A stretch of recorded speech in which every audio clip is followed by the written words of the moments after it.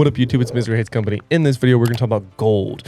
Gold. Because it is a currency in the game that you're going to want to have a lot of, especially with transmutation coming off of Scarlet Witch, with Wolverine or whoever else you want to be playing. If you're new to the game and playing a new hero or Wolverine and you want to max out their skills or enhance potential or literally anything, everything you do in the game to upgrade your hero does cost gold. So you're going to want a lot of it. So in this video, we're going to talk about what you need to do to get the most gold in terms of your daily, I would say daily goals, but your daily tasks that you need to accomplish to get the most gold, weekly tasks you need to accomplish, as well as great farming spots. So this is gold top to bottom, and you're not going to miss the secret at the end where I talk about how the best way of getting the most gold possible. So make sure you watch this video to the very end because you're not going to miss that last tip. And without further ado, let's get straight to the video.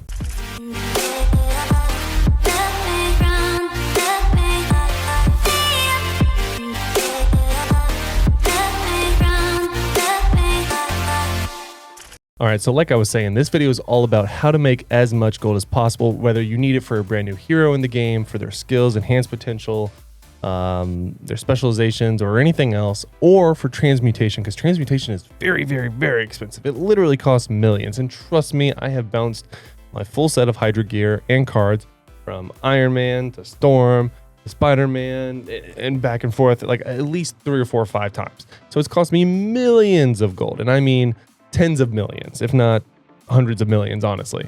But without further ado, I do want to talk about the income you can expect on a daily basis for gold, a weekly basis, and then some of the best farming spots that I know of and I personally use. And then I'm gonna give you a secret at the very end on how to make sure you keep it your gold that you have earned. So starting off, I want to talk about the just sort of dailies. So when it comes to your daily challenges, you can estimate around 115k gold, give or take. The reason I say give or take is that you can see that I did not collect the 10, whereas that gives you 20k gold, and some of the other ones give you 15k gold. So I could have made 120k gold for one day. So give or take, I'm going to round down for a lot of these just to keep the math kind of simpler and more kind of guaranteed, if you will. So 115k gold for your daily missions. If you go over to your blitz, if you do it 5 times on the highest difficulty currently at the time of this recording, you get 70k gold times 5. You are looking at 350k gold, which is very, very nice. Moving on to the raid. Now, typically, if you're doing it at the max level, you're doing it one time without using crystals to get more of a roll, you do get 75k gold for this. So again, not great, but not awful. If we have a special invasion, I want to say at the highest level that also gives you either 70 or 75, but at the time of this recording, we do not have a special invasion active, so I cannot show you, and it could change. But I want to say it's around 70, 75, and especially if you get a lot of cards, you can get a lot of gold from that alone. But moving back towards our dailies, if you do your special ops, which you should be doing, it's 50k gold. Moving on to Omega Wars, you don't get anything for the other two, but Omega Wars you do get either 50 for a win, 30 for a loss, or 40 for a tie. Now, again, to keep math super simple, I'm going to say you lose both of your Omega Wars, so sorry. So that is going to bring us out to 650k gold. 650k gold, over 500,000 gold every single day. All right, so that's a pretty generous income even without farming, which you should be doing still. So now let's talk about our weekly average of gold. So first, you're going to, assuming you are very, very active, you do all of your dailies every single day. That alone will get you a whopping, after 7 days, 4,550k gold. So you're already at basically 4.5 million gold for just doing your dailies. Now, if you do the battle challenge, on top of all of the crystals and cores and all the other fun stuff you get for completing your battle challenge every single week for the complete reward for the week, you get 730k gold total if you complete all the way through all 40 levels. Now that nets you a total for the week of 5,280k gold. Now you'll note that I did leave off training grounds. Reason being, it is incredibly random. You have the ability of getting a ton of different items, and a ton of these can be sold for different things. I personally sell lower tier cores because the core upgrading system for 1, 2s, and 3s is just kind of meh. So I actually sell all these for gold and for the particles. And then obviously where is it at? The badges that you get, I sell literally all of these. So that is again more gold, and you just get the ability of getting gold. You can get anywhere from like 500,000 to 1,000,000 or more, but because it is so random, I did not include the gold that you can get on a weekly basis for training ground. So I will note that right now, it is too random for this calculation. So just know that whatever you do, as long as you do your full 3 hours, at least your 3 hours without using any additional tickets, you will be net some very, very healthy amount of gold, but it is just too random, like I said, for this video. Moving on. So now we talked about all the different ways you can get gold. So we're making 5,280,000 from just one full week of playing the game, just our dailies and then the battle challenge. Now, some things that you can do to increase your gold would be farming.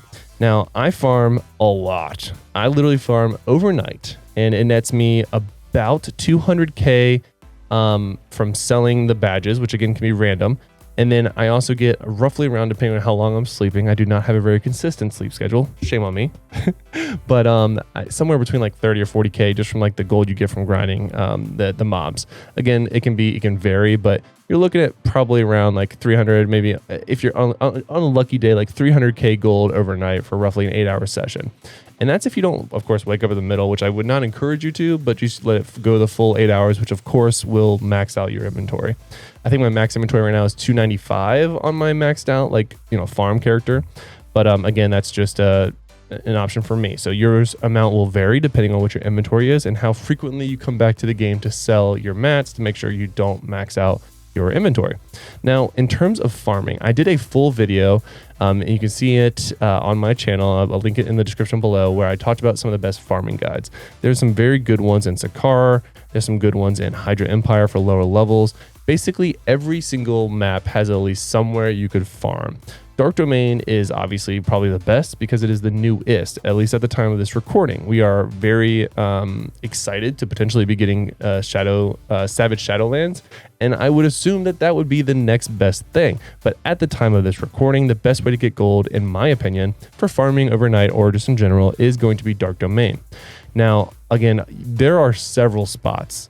And I mentioned some of them in that previous video, like I said, but if you want some brand new ones that I have not talked about that I do actually use myself, I will show you them right now. So Gates of Sin has a couple.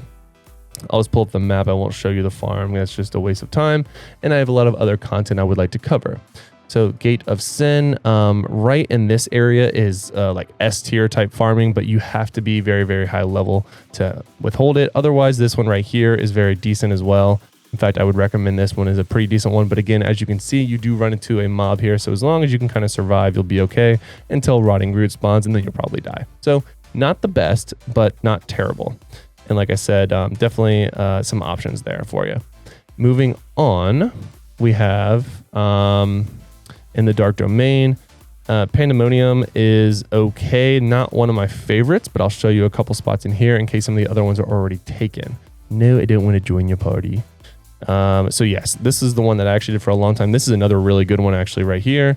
So this pathway is, again, some very high amounts of gold that you can get, some difficult enemies. If you want an easier one, right up here is fantastic. I used to do this one a lot. This was like my spot for a while. Even with the bosses spawning, I never died. So if you stay off to this corner, there's several like humanoid mobs that spawn here, and you can do very, very well there. And again, keep in mind that if you pick one of these areas and it's like oversaturated with people, just change the channel. You get 3 different chances to having a either low pop or no pop, population being pop, by the way, for short, a no pop area to hopefully farm in.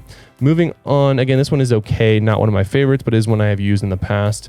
I will show you my personal favorite last. So Nastrond is another okay one. It's pretty busy, so it's really big. That's what she said.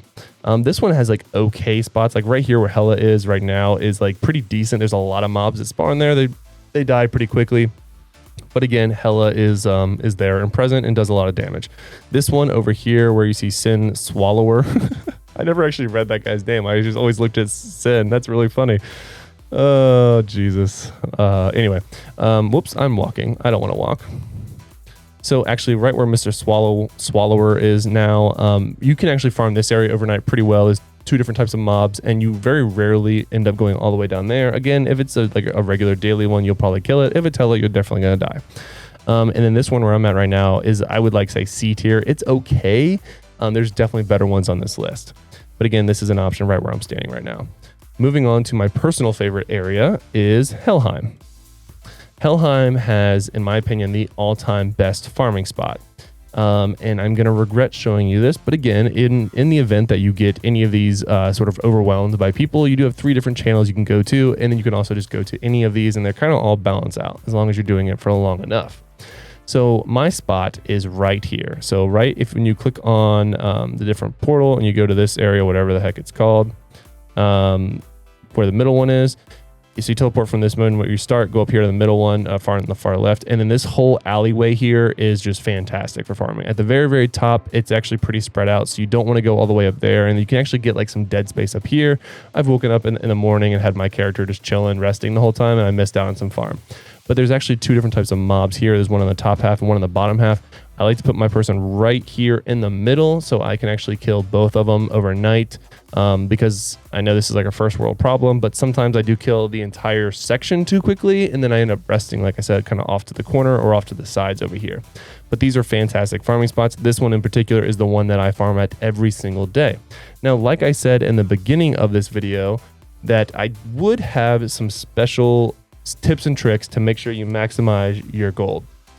And while some of you might already know this, it was something that I kind of like had an aha moment on, and that's gonna be the shop.